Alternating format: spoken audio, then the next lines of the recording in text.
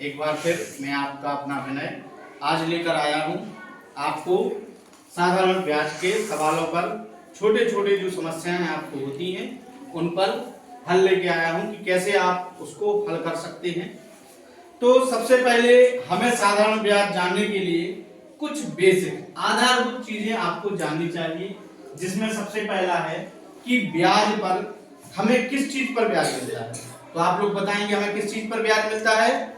मूलधन पर। किस पर ब्याज मिलता है? मूलधन। मूलधन पर ब्याज मिलता है।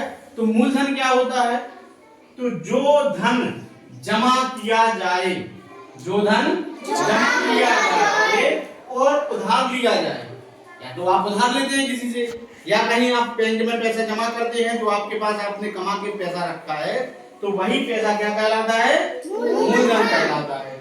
दूसरी चीज, वह राशि जो प्रति सैकड़े यानी प्रत्येक सैकड़े का अर्थ क्या होता है? सैकड़ा मतलब क्या होता है? 100।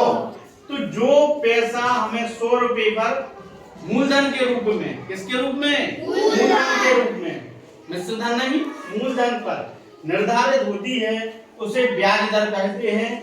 और इसे हम किस में लिखते हैं? प्रतिशत में। जैसे 2%, 4% की दर से क्या बोलते हैं? तो वही राशि क्या कहलाती है? ब्याज दर कहलाती है। क्या कहलाती है? तो आपको दो चीज समझ में आ गई कि मूलधन क्या होता है और ब्याज दर क्या होती है। तीसरी चीज होती है उसमें समय। क्या होता है? समय। तो किसी भी निश्चित समय पर कोई भी निश्चित अवधि आपको मिल जाए, निश्चित समय के बाद मूलधन पर जो प्राप्त होता है अतिरिक्त धन, वो क्या कहलाता है? ब्याज। जैसे आपने बैंक में पैसा जमा किया, आपने 5,000 रुपए जमा किए और बैंक ने आपको 3 साल बाद जो पैसा दिया वो कितना दिया? 6,000 रुपए दिया। कितना दिया? 6,000। तो 5,000 पर जो अतिरिक्त धन आपको मिला वो क्या कहलाया? आपका ब्याज। क्या कहलाया? ब्याज। तो हमेशा जो ब्याज मिलता है वो किस पर मिलता है? दर के आधार पर। जो दर मिलेगी उसी के आधार पर आपको ब्याज मिलेगा। तो इसमें कुछ मुख्य सूत्र हैं जो आपको याद करने हैं। सबसे पहला मुख्य सूत्र कौन सा है? साधारण ब्याज। साधारण ब्याज का सूत्र क्या होता है? बताइए।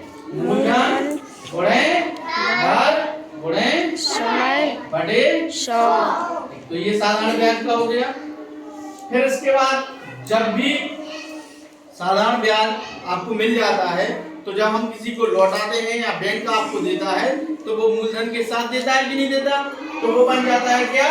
मिश्र धन। क्या बन जाता है? मिश्र धन। तो मिश्र धन का मतलब क्या है कि मूलधन में क्या जोड़ दिया जाता है? ब्याज जोड़ दिया जाता है। तो क्या बन जाता है?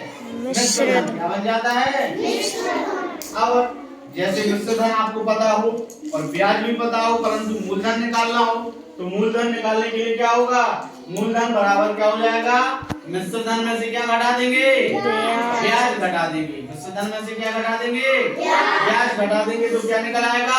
मूलधन निकल आएगा। और यदि मिश्र धन दिया है, मूलधन दिया है और अगर ब्याज निकालना है तो कैसे निकालेंगे? मिश्र धन में से क्या घटा देंगे? मूलधन। मिश्र धन में से क्या घटा देंगे?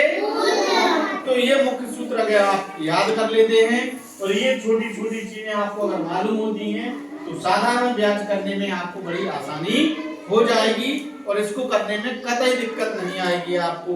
तो आपको ये मुख्य सूत्र याद करना है और अच्छे से साधारण ब्याज को समझना है। यह आपको अभी और आगे वाले कंपटीशन एग्जाम में बहुत कारगर सिद्ध होगा। धन्यवाद।